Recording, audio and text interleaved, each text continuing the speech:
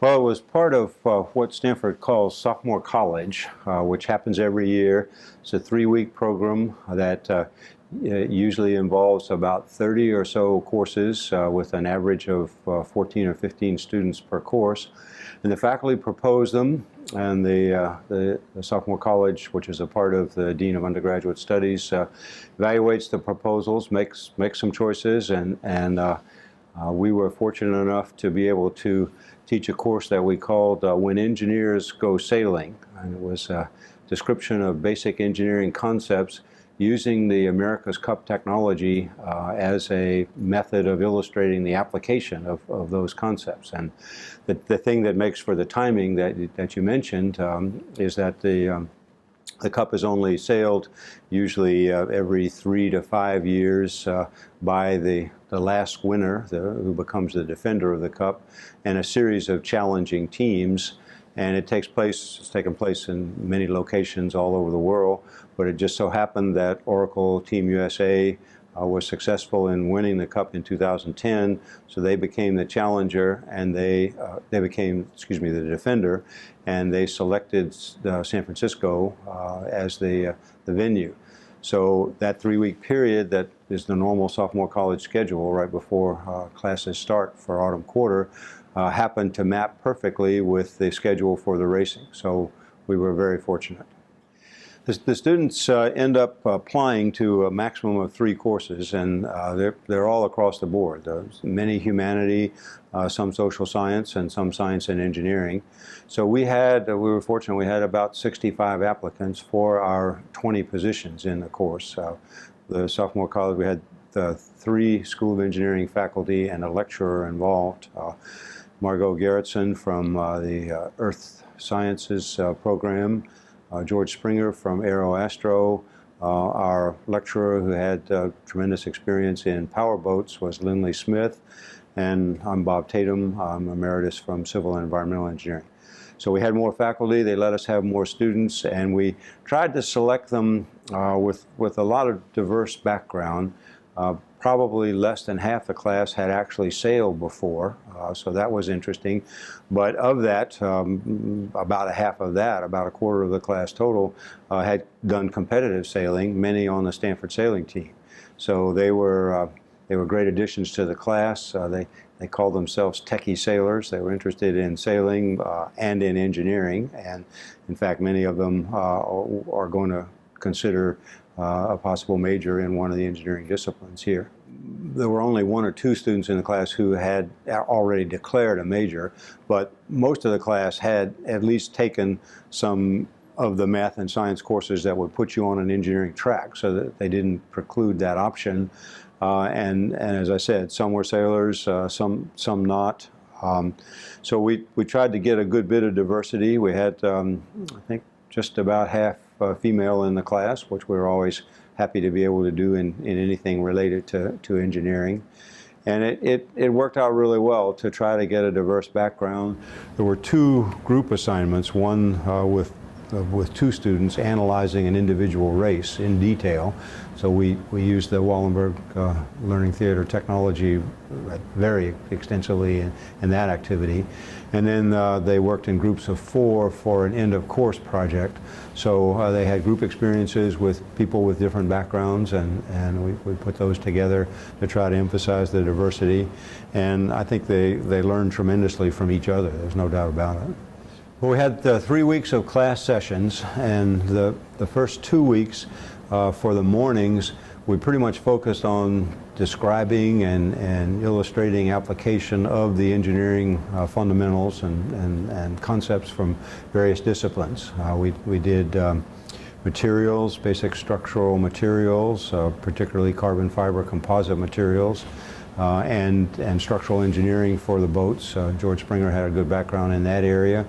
We did fluid mechanics and fluid modeling for both the wind in the sails and the hulls and the water. So Margot Gerritsen did that, and she had experience, as did George, with prior Cup teams, consulting to help them in those areas. And we also provided some background about the history of the America's Cup, the way the races are set up and the organizations involved. So that was our morning for the first 2 of the 3 weeks. Then the third weekend, the mornings were mostly devoted to finishing their group projects. Turned out that they picked components of the sailing yachts. We hadn't anticipated. We just provided a fairly flexible assignment that they could pick topics that applied what they learned and help them further extend that learning and integrate it. But one of the teams was interested in the hull design, one in the sail, which was a wing sail design, and 2 in the foiling design. So we had really interesting reports that they prepared during the last week of class and then presented excuse me, at the very end of class. So the mornings were full with regular class sessions and those specific activities. The afternoon we called afternoon academic activities, and we had a whole range of things that were really, I think, important parts of the course, even though they weren't formal classroom settings. We went sailing at the Stanford Sailing Center. As I said, about half the class didn't have experience sailing, so it was a great afternoon with a good bit of wind, and they actually did some racing even. We had some good coaching from the sailing team members and even one of the sailing coaches. We were able to visit the Oracle Team USA headquarters, which was a tremendous opportunity. We really appreciated the special effort that they made to let us come. It was during a non-race day, which was actually best because the two sailing yachts were there, and we got to look at them in detail. I had really good explanation from team members. The students also got to play some on the exercise equipment, like the trampoline that the sailors had to run across from hull to hull in tacking or jibing, and also the winches that took a lot of huge arm force. So that was an example of another good afternoon activity. We did a couple activities in labs on campus, one electron microscope to analyze materials, and one actual material process for carbon fiber. Mm-hmm. We had videotaped a series of interviews. It turned out to be about 10 interviews with Oracle Team USA members from design and from the general management of the team and from some corporate functions like public relations and sponsor relations.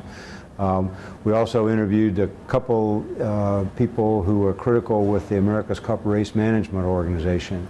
Stan Honey, who developed the Lifeline technology that was a tremendous benefit for the television audience, and John Craig, along with Mike Martin, the chief umpire. John Craig was the principal race officer who actually ran the races. So we knew they wouldn't be available during the course because that would be during the race, but they were willing, starting in April or so, we did a series of interviews at Oracle or at the San Francisco office of the America's Cup organization.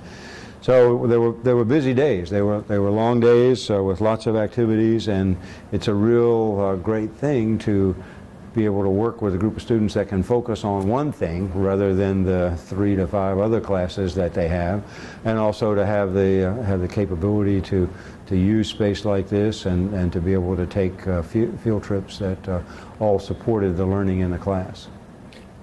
It really. Well, we were fortunate enough to start with a technology that was interesting to just about everybody. When we had faculty meetings just to get to know other faculty that were teaching in sophomore college this year, and even some of the people from drama and poetry were excited about America's Cup and the fact that the technology was accessible and that we were going to be able to have it as a really good learning experience. Well, the technology in this room really was a major asset for the course.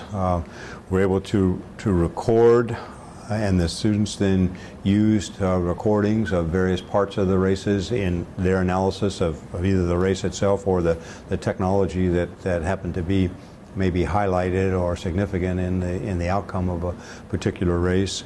We were able to, we viewed the races, they were typically at 1 o'clock, so those afternoons we also used this room, and we could look at the live video, we could look at the simulation / tracking that was also superimposed on the live video, but we could separate it for analysis. And then if there were presentation materials, PowerPoint or other, then we could do that too. So the triple capability was really beneficial for many of our activities.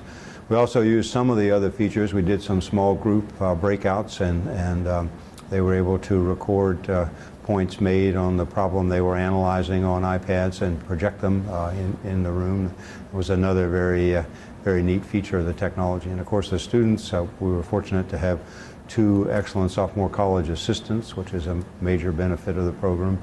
And with Bob's guidance and instruction, they became very capable with the technology, and that was a tremendous benefit also.